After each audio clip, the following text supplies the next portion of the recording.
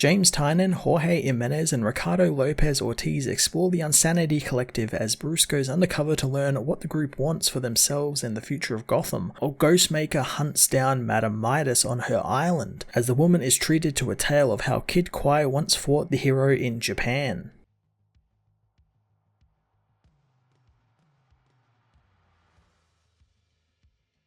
James Tynan, who writes both stories this issue, used the installment to expand on the laws he's setting up with everything from the Magistrate to the Unsanity Collective, both being touched on this issue and also tied together. I thoroughly enjoyed a look at the collective and the people it's made of, with Batman not resorting to violence or his usual tactics, but instead wanting to talk with the people pulling the strings, and it leads to an interesting point for Bruce, where I almost feel like he's being convinced by the collective and convinced that they are helping the city and they could even help him become a better Batman. Miracle Molly also got properly introduced this issue, and she is definitely not what I thought. I figured she would just be another punchline, and in a way she is, but in the totally opposite direction, and she's almost the hero of the issue, only wanting to help Gotham and make it better for everyone else. The Magistrate storyline also makes big leaps as Peacekeeper 1 is born from Sean Mahoney. It's going to be very interesting to see how this all actually unfolds, since I really didn't expect Tynan to get so involved with the future state stuff and weave it into his central plot points. The Ghostmaker storyline also uses its pages to fill in some of Ghostmaker's past adventures and his run-ins with all of the assassins who Madame Midas has hired to go after him, with them fleshing him out a little bit more, again surprising me since I figured these assassins would just be cool looking cannon fodder. So it's great that Tynan is going that extra step and showing all these little details and giving each of them a different personality.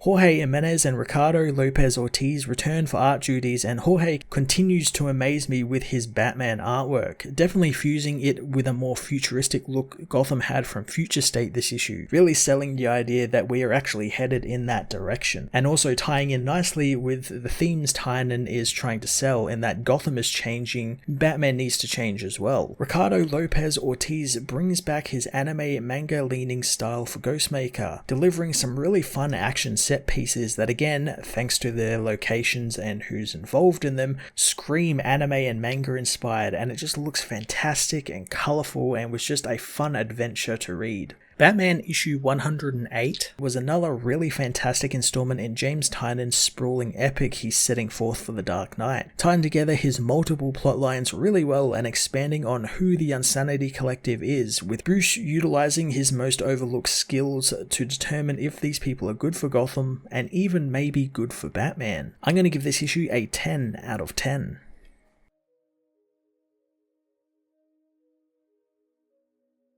Batman issue 108 finds Scarecrow telling Batman it's useless to resist his fears. Bruce tries to ground himself in what he knows is real and let go of the fear, but Scarecrow's voice echoes through his head again, telling him to remember her screaming, but Bruce tells himself to remember her voice only. Scarecrow says that he didn't stop him, as at Gotham City Hall, Mayor Nakano gives a speech about how in times of troubles they need to focus on the right heroes, not colourful characters and costumes who bring chaos and destruction, but real heroes like Sean Mahoney, the injured Arkham guard who is celebrated as he arrives, while Simon Saint learns his PR team really haven't found much on his personal files since they all burned up in Arkham's destruction, but they have been creating a backstory for him that the public will like. Simon is distracted by the visage of the Scarecrow above him on the roofs, brought back to reality by his assistant, reassuring Ricardo that he's fine. Simon goes to meet with Sean, wanting to talk to him about the future, as Oracle meanwhile listens to Dr. Chase Meridian talking about how honouring Sean won't calm the nerves in Gotham, since more drastic steps need to be taken and the moves like this will draw attention to the last unsolved crisis at Arkham. Oracle looks over the feeds from the ceremony, finding Scarecrow on the rooftop, wondering what he's waiting for. She tries to contact Bruce, saying it's been 12 hours since his last check-in, as Bruce meanwhile is still undercover as Matches Malone, who has been taken by Breaker and Mr. Wise. Breaker thinks that he's a cop, but Wise knows while he isn't who he says he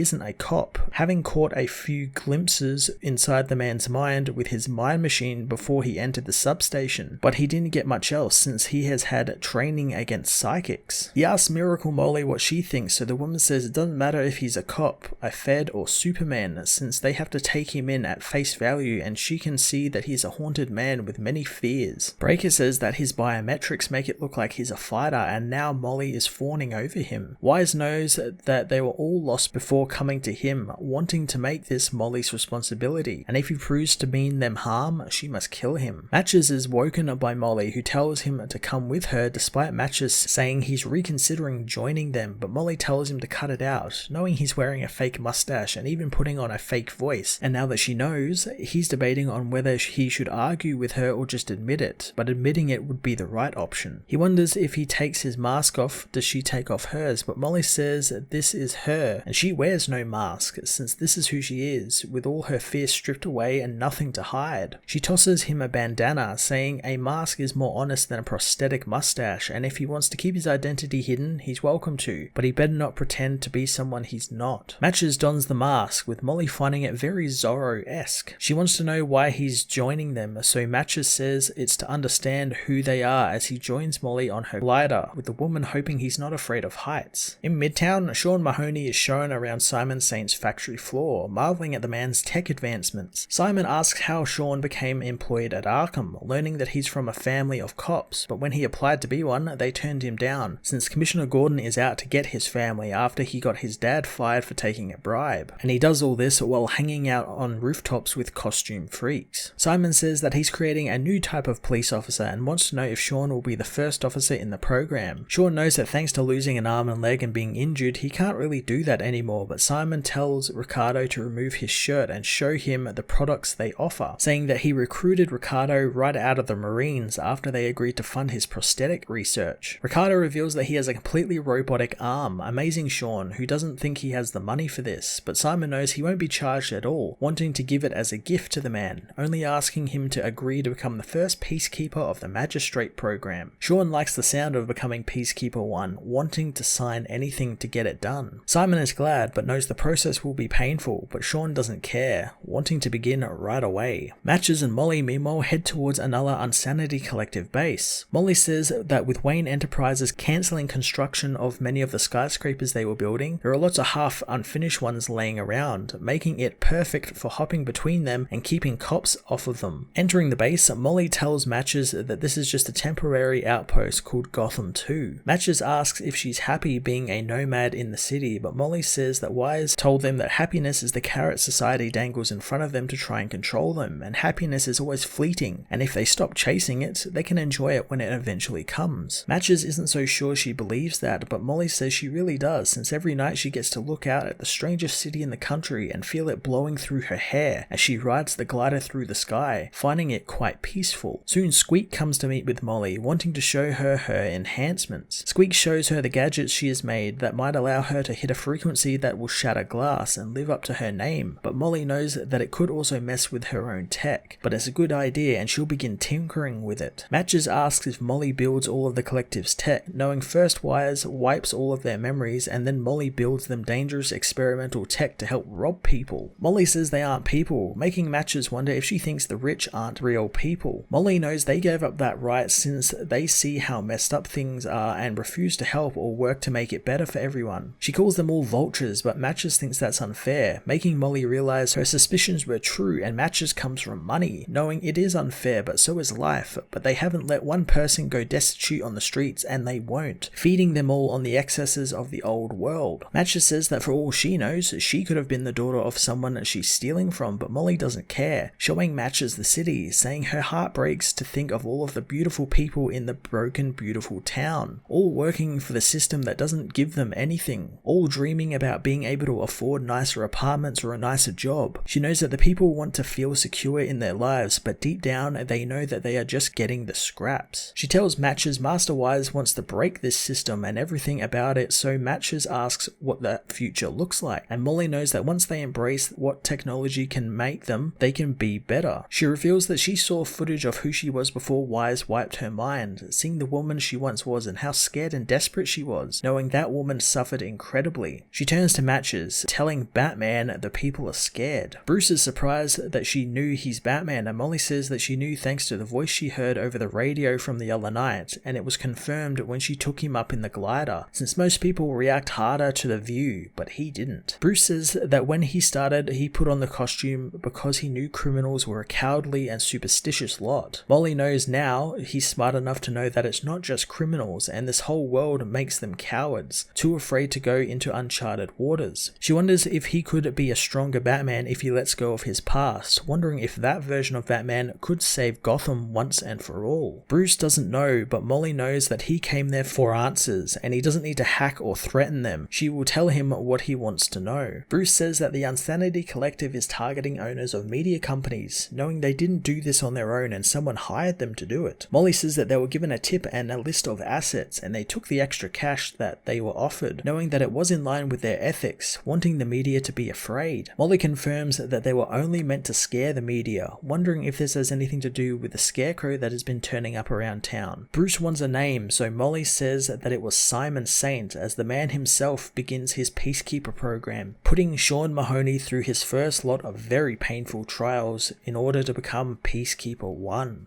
On Devil Skull Island, Ghostmaker continues to battle the cyborg tigers that were sent after him by Madame Midas, telling Icon that he'll open his electric current from his suit into his blades, wanting 500% power. Icon says that will drain his power batteries, but the man doesn't care, demanding the power rerouted. The blades electrify, allowing him to cut the head off one of the tigers. Icon knows that he's now powerless, but Ghostmaker grabs the cyborg tiger's head, pointing it at the other tiger and using its beams to blast the other one to bits. Ghostmaker calls for Madame Midas to face him in person and stop wasting his time, as Midas knows Ghostmaker is now cocky as ever, wondering if he will still be that way when he faces what else the jungle has to offer. She tells the villains Ghostmaker is still coming and she's paying them all handsomely to kill him. She's most interested to hear from them, wanting to hear from Kid Kwai first, wondering how many assassinations she's conducted for Akumako. The girl says that she has done 47 since her last memory wipe 9 months ago, but that represents a 60% drop off in efficiency from her previous cycles, and it's all because of Ghostmaker, who caused Akumako to be formed in the first place between the Yakuza and international robotic firms, making her a frontline soldier in corporate wars for the 21st century. The girl takes out her eye, freaking out some of the other villains as she activates the hologram within it, showing them the first encounter she ever had with Ghostmaker,